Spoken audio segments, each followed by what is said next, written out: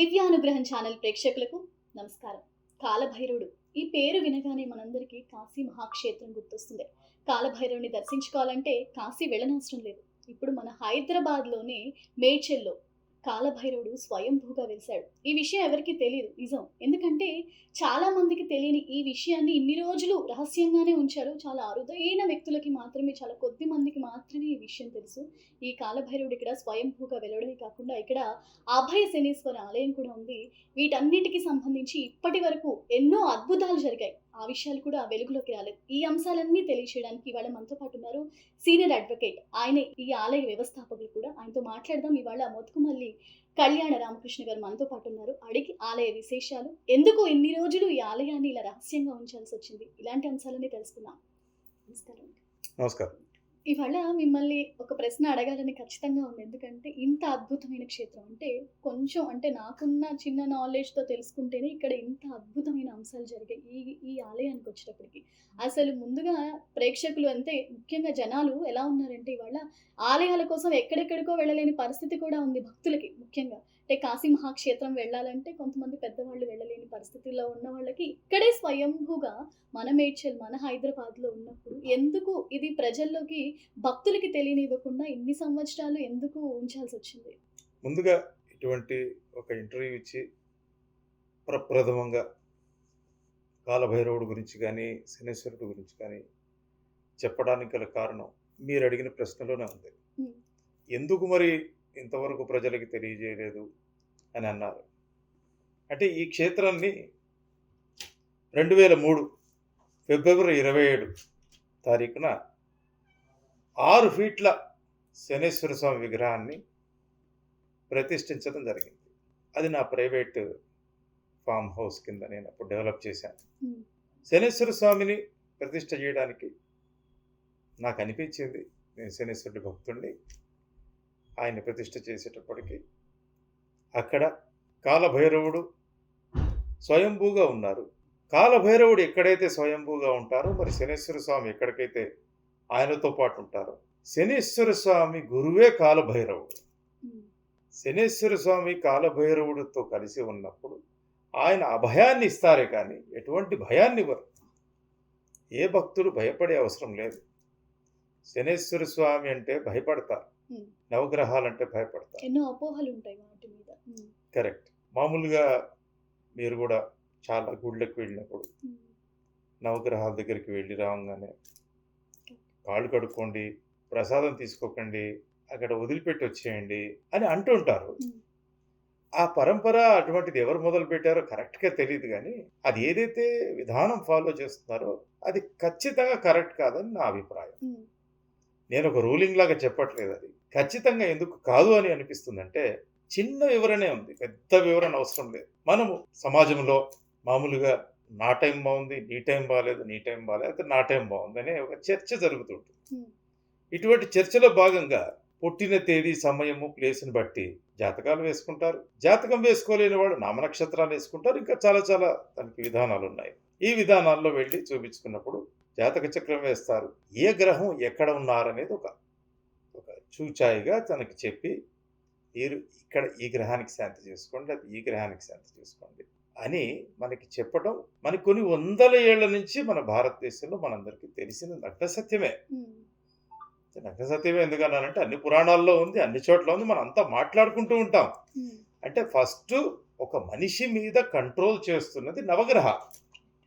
మనం ఎవరి దగ్గరికైనా వెళ్తే నాకు ఏ గ్రహం ఎక్కడుంది స్వామి, లేకపోతే ఏ గ్రహం ఎక్కడుంది గురువు గారు, ఏది ఎస్ ఏది చేసుకుంటే బాగుంటుంది అంటారు అనేగా అడుగుతారే కానీ హ్మ్. నాకు ఏ దేవుడు బాగలేరు, ఏ దేవత బాగలేదు అనే ప్రశ్న రాదు. ఎందుకంటే నవగ్రహాలు వాళ్ళు కూడా మన చాలా ప్రాశస్త్యం ఉంది, వాళ్ళు అమృతం తాగిన దేవతలు. హ్మ్. మరి దేవత దగ్గరికి వెళ్ళి మనము అయ్యా నాకు ఏదైనా హెల్ప్ చేయమని చెప్పి మన భాషలో మాట్లాడుకుంటే అడిగితే అక్కడ మరి స్వీకరించి ఆ తీర్థ ప్రసాదాలు వస్తే వాళ్ళు హ్యాపీ అవుతారు.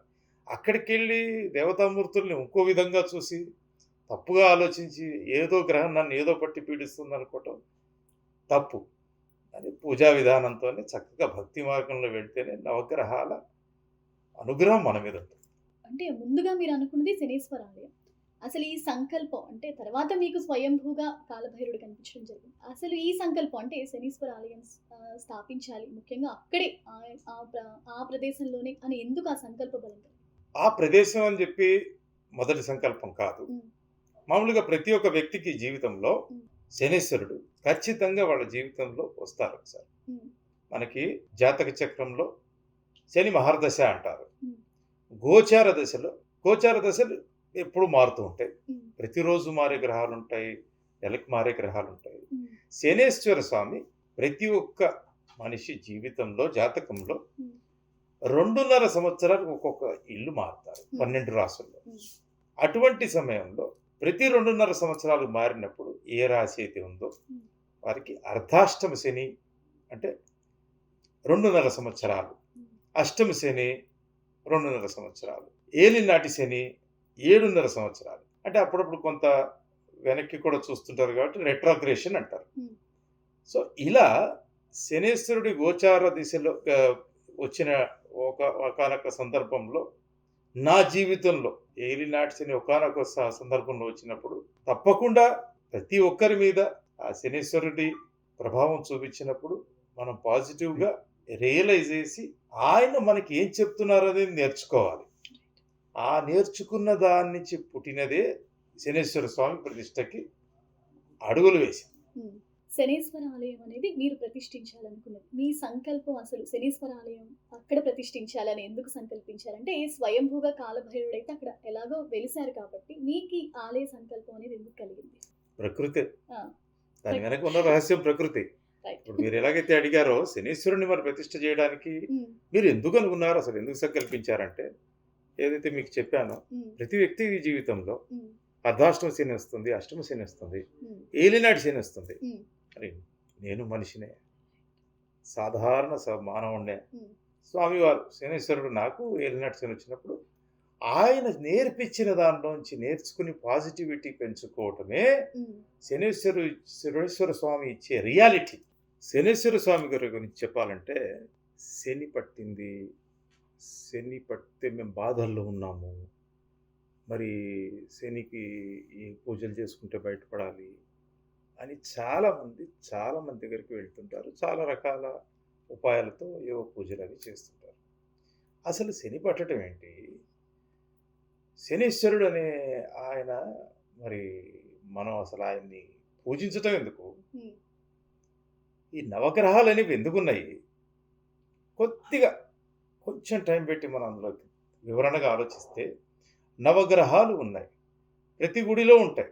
హ్మ్. నవగ్రహాలు అంటే సాక్షాత్ ఆ పరమేశ్వరుడు లయకారకుడు ఈ 9 గ్రహాలని మన మనుషులని కంట్రోల్ చేయటం కోసం మన జాతకాల్లో, మన జాతక చక్రాల్లో ఇవన్నీ ఉంటాయి.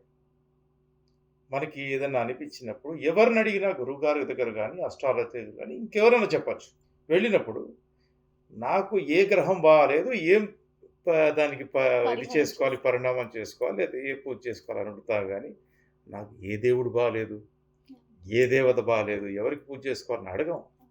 ఖచ్చితంగా ఇక్కడ మనకి నిరూపించుకోవాల్సింది ఏంటంటే నిరూపణ జరిగిపోయింది. నవగ్రహాలు దేవతలు అంటే మనం రూల్ చేస్తున్న దేవుళ్ళు. హ్మ్. ఈ విషయం ఫస్ట్ మనం నమ్మాలి. అది నమ్మినప్పుడు మరి వాళ్ళు కూడా అమృతం దాగిన దేవతలే. ఏ దేవత దగ్గరికైనా వెళ్ళి మనం అర్థిస్తుంటే అయ్యా నాకు ఇది ఇవ్వండి, లేకపోతే నేను ఈ కష్టంలో ఉన్న, బాధలో ఉన్నా హ్మ్. నాకు తీర్చండి అన్నప్పుడు నవగ్రహాల చుట్టూ ప్రదక్షిణ చేసి బయటకు వచ్చి ఎవరో చెప్తారు కాళ్ళు కడుక్కోండి, లేకపోతే మీ ఇంటికి ఆ! ఏదో ఓ రూపంలో వస్తుంది, ఏదో దరిద్రం ఆ! పడుతుంది అన్నట్టు అవును సంథింగ్ చెప్తారు. అదర్వైజ్ మాట్లాడతారు. చాలా తప్పు భావన. ఇప్పుడు శనీశ్వరుడి గురించి మనం చెప్పుకోవాలి అంటే శనీశ్వర స్వామి ఖచ్చితంగా ప్రతి ఒక్కరి జీవితంలో హ్మ్. అర్ధాష్టమం అంటే 2.5 ఇయర్స్, అష్టమ శని, హ్మ్. ఏలినాటి శని అంటే 7.5 ఇయర్స్ ఖచ్చితంగా వస్తారు. హ్మ్. ఎవ్వరు తేలేరు. ఏ జాతకుడికైనా చూడండి ఖచ్చితంగా వస్తారు. సరే మీ మాటల్లో అంటున్నారు కాబట్టి అడుగుతున్నాను. చాలామంది అంటారు గదా! అంటే శని అంటే మన గ్రహాల్లో మీరన్నట్టు అనుకూల, ప్రతికూల ప్రభావాలున్నప్పుడు ఎప్పుడైతే శని గ్రహం అనేది మనకుంటుందో అది కొన్ని రోజులు ఏదో ఒక టైంలో మంచి, చెడు 2 జరుగుతాయి అని అంటారు. ఇది ఎంతవరకు వాస్తవం? ఖచ్చితంగా మనకి ప్రాక్టికల్ లైఫ్‌తో జోడించుకొని చూస్తే పొద్దున ఒక 7:30కో, 8:00 మనం రెడీ అయినప్పుడు వేడి వేడి ఇడ్లీ సాంబార్ రెడీగా ఉంది.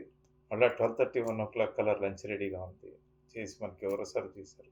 ఇలా మనకి ప్రతి ఒక్కటి కరెక్ట్‌గా జరిగిపోతూ, టైంకి మన బిల్లులు కడుతూ, టైంకి మనకు కావాల్సిన అన్ని అవసరాలు తీరుతున్నప్పుడు మనకేమనిపిస్తుందంటే, నా టైం చాలా బాగుంది.